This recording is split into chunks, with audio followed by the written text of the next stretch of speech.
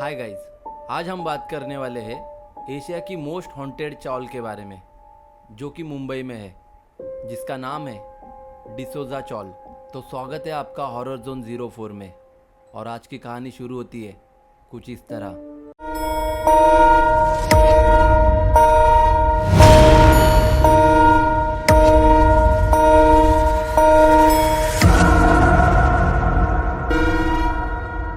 ये कहानी की शुरुआत होती है 20 साल पहले। महाराष्ट्र के एक छोटे से गांव में दो पति पत्नी रहा करते थे, अनिल और पूजा। बहुत अच्छे से अपना जीवन गुजार रहे थे और उन्हें किसी चीज़ की कमी भी नहीं थी।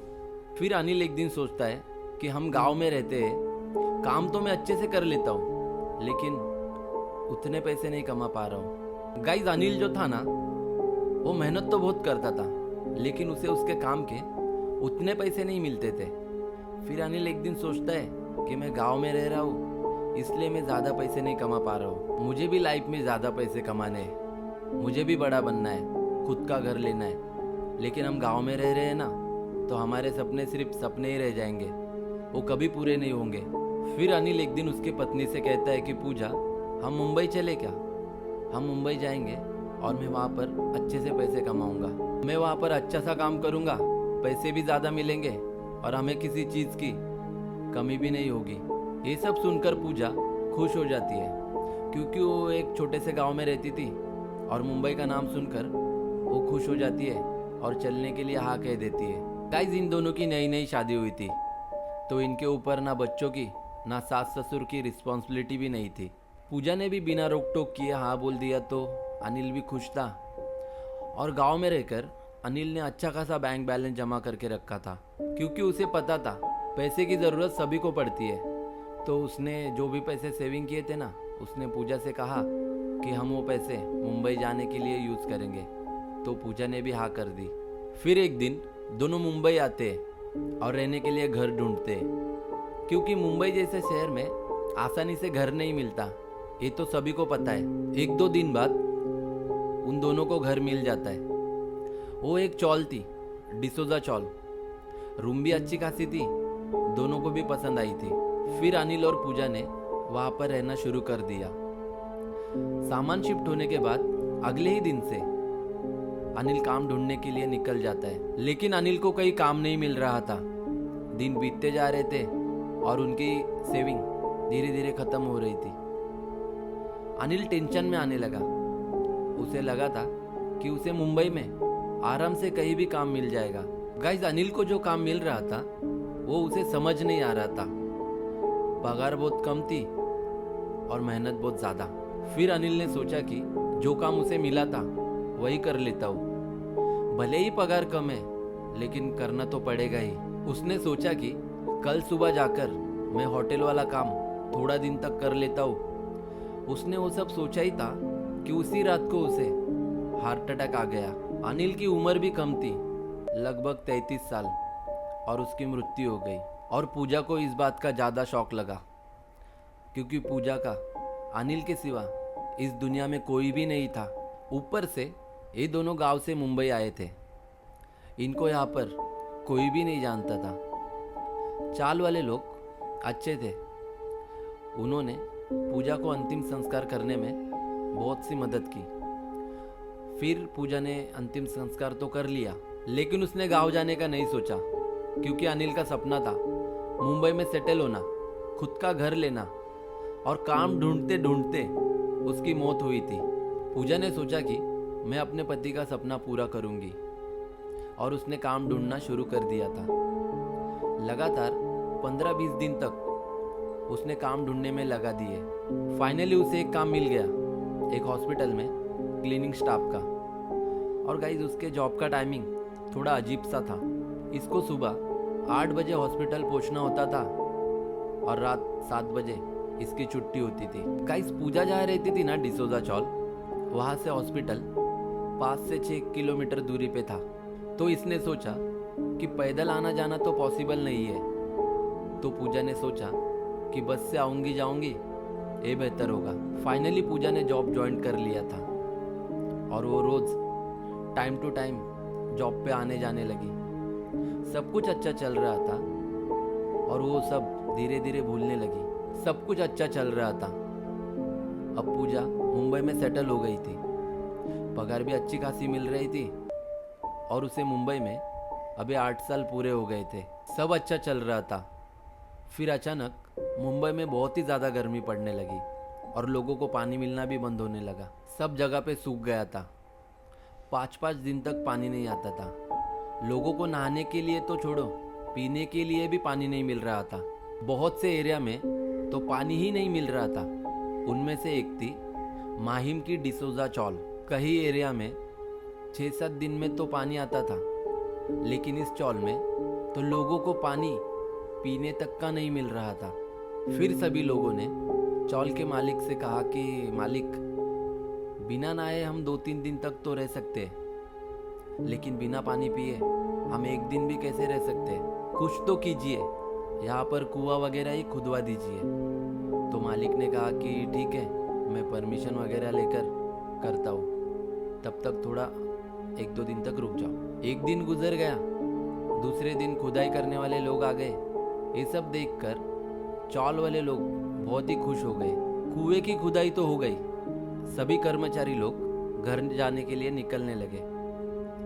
तो चौल वाले लोगों ने कहा कि आपने तो इसमें बाउंड्री ही नहीं बनाई है, इसमें तो कोई भी गिर सकता है। तो उन लोगों ने कहा कि हमें तो बस इतना ही काम करने के लिए बोला है, आप एक काम कीजिए, अपने मालिक से बात करिए। फिर ये सब लोगों ने मालिक से बात की। तो मालिक ने कहा कि फ़िलहाल तो मेरे पास जितने पैसे थे मैंने लगा दिए, अभी एक काम करो, थोड़ा रुक जाओ, फिर जैसे ही पैसे आते हैं हम ये भी कर लेते हैं। तो सभी लोगों ने सोचा कि चलो ठीक है, पानी का मसला तो सॉल्व हो गया, कुछ दिन की बात है, मालिक सब ठीक कर देंगे। फिर सभी लोगों ने डिसाइड किया कि हम सुबह ही पानी भर लिया करेंगे, रात में नहीं, क्योंकि रात के टाइम में किसी का भी पैर फिसल के कोई भी कुएं में गिर सकता है। तो सभी ने हाँ कर दी। तो सभी लोग दिन में ही पानी भरते, कोई भी रात को कुएं के पास नहीं जाता। जो भी रात को जॉब से आता था वो साइड से निकल जाता था। गाइस, ये जो कुआं खोदा था ना, ये चौल के बीचों बीच खोदा था, क्योंकि चौल के तीनों साइड में घर थे और कुआं बराबर बीच में खोदा था। और पूजा की लाइफ थोड़ी अलग ही चल रही थी। सुबह काम पे जाना, रात को घर आना।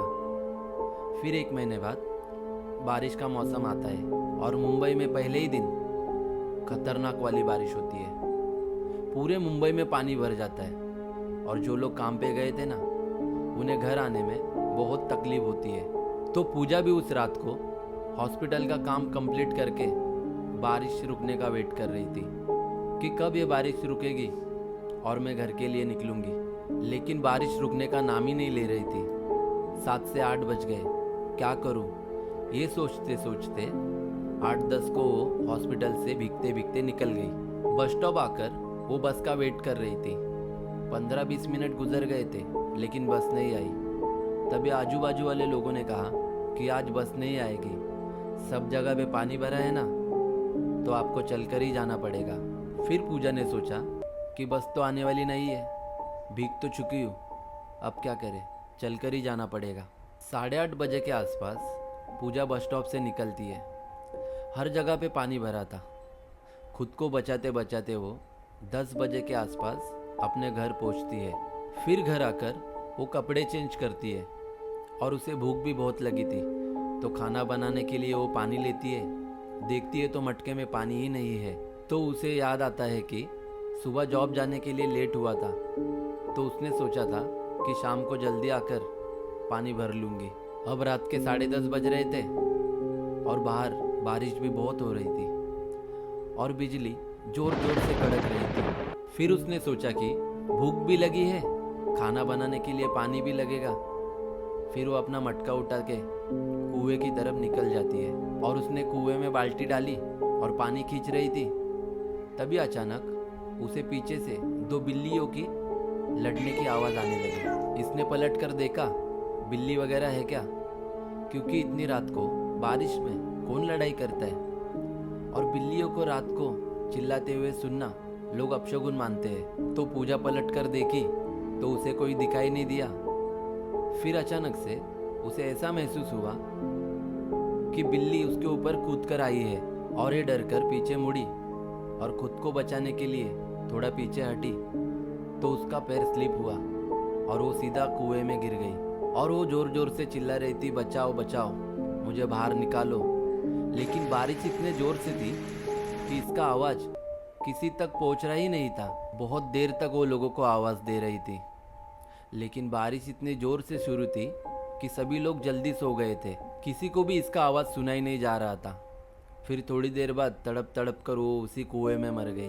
फिर सुबह होती है और एक औरत पानी भरने के लिए आती है और पानी भरने के लिए वो बाल्टी अंदर डालती है तो वो देखती है कि बाल्टी तो अंदर डाली लेकिन पानी का आवाज़ क्यों नहीं आया।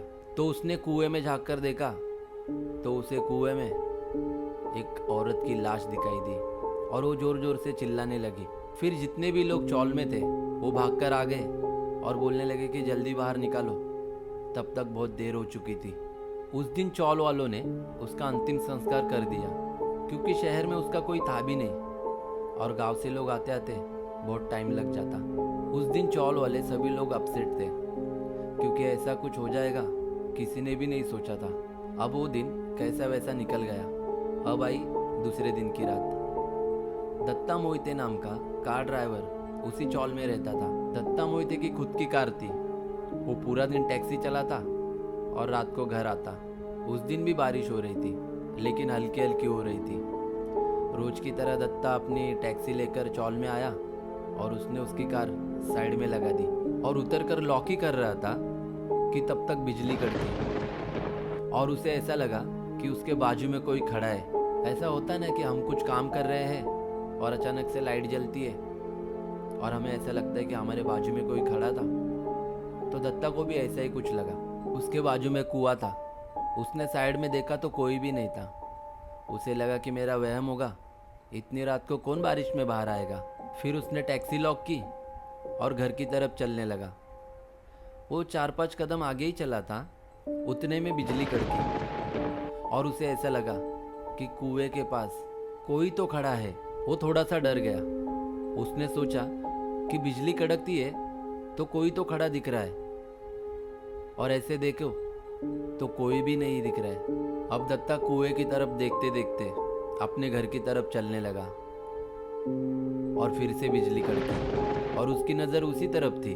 और इस बार दत्ता ने जो देखा वो देखकर दत्ता कांपने लगा। उसने वहाँ पर पूजा को देखा और वो जोर से चिल्लाया, पूजा, और वो वहीं पर बेहोश गिर गया। गाइस, दत्ता ने खुद पूजा की आरती को खंदा दिया था और उसे ऐसा देखकर वो कांपने लगा और वहीं पर बेहोश गिर गया। 20 मिनट तक दत्ता वहीं पर गिरा हुआ था। उसकी पत्नी सोच रही थी कि इतना लेट तो आते नहीं है, अब तक तो उन्हें आना चाहिए था। फिर वो दरवाज़ा खोलकर देखती है कि टैक्सी तो वहीं पर थी जहाँ पर रोज होती है और वो साइड में देखती है तो क्या, उसका पति नीचे गिरा हुआ था। तो वो जोर जोर से चिल्लाती है, आजू बाजू वालों लोगों का दरवाज़ा ठोकती है। तो सभी लोग बाहर आते हैं और बोलते हैं कि क्या हुआ। तो वो बोलती है कि मेरे पति देखो ना, बेहोश गिरे हैं। सब लोग जाते हैं और दत्ता को घर में लेकर आते हैं और थोड़ी देर बाद वो उसे पूछते हैं कि क्या हुआ, तू बेहोश क्यों गिरा था। तो दत्ता कहता है कि मुझे पूजा दिखी। फिर लोगों ने कहा कि तेरा वहम होगा, तू उसके बारे में ज़्यादा सोच रहा होगा, इसलिए तुझे ऐसा लगा होगा। अब ज़्यादा सोच मत और खाना खाकर सो जा। और वो सभी लोग चले गए, लेकिन दत्ता पूरी रात उसी के बारे में सोच रहा था। दत्ता को पता था कि ये उसका वहम नहीं है। उसने सच में पूजा को कुएं के पास देखा था। 2 दिन बाद उसी चौल में का एक लड़का रात को जॉब से आ रहा था। उसने भी कुएं के पास पूजा को देखा था। उसे देखकर वो लड़का इतना डर गया कि 2-3 दिन तक वो अपने घर से बाहर ही नहीं निकला था। धीरे धीरे करके बहुत से चौल के लोगों ने पूजा की आत्मा को वहाँ पर देखा। अब ये बात पूरी चौल में फैल गई कि जो भी रात को उस कुएं की तरफ से आएगा उसे पूजा की आत्मा वहीं पर दिखाई देगी। आज इस बात को 25 साल गुजर चुके हैं। अब ये बात चौल से निकलकर पूरी दुनिया में फैल चुकी है कि डिसोजा चौल में आज भी उस औरत की आत्मा भटकती है और रात के वक्त जो भी वहाँ से गुजरता है वो उसे वहीं पर दिखाई देती है। गाइस अभी उस कुएं को ढक दिया है और उसके ऊपर जाली डालकर बंद कर दिया है। उस कुएं का जो मालिक है ना, हर साल चौल में आकर उस कुएं पर एक हार चढ़ाकर यही कामना करता है कि पूजा की आत्मा को शांति मिल जाए। गाइस मुंबई की जो ये चौल है ना, ये बहुत ही ज़्यादा फेमस है। इंटरनेट और आर्टिकल में भी इसके बारे में छपा है। और आपको भी ये चौल देखनी है ना, तो सुबह में आप ज़रूर जाओ, लेकिन रात को बिल्कुल भी नहीं। इसलिए मैं मेरे हर एक वीडियो में कहता हूँ कि किसी भी जगह जाने से पहले उसका इतिहास जान लीजिए कि वहाँ पर कोई प्रेत आत्मा है या नहीं।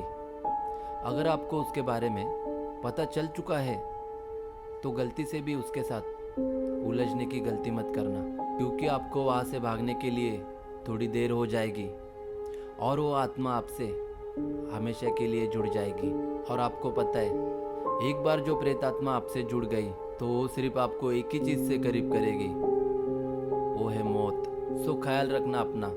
मिलते हैं अगले वीडियो में, और ऐसे ही हॉरर वीडियो देखने के लिए हमारे चैनल को सब्सक्राइब कीजिए और ये वीडियो अपने दोस्तों को शेयर कीजिए। शुक्रिया।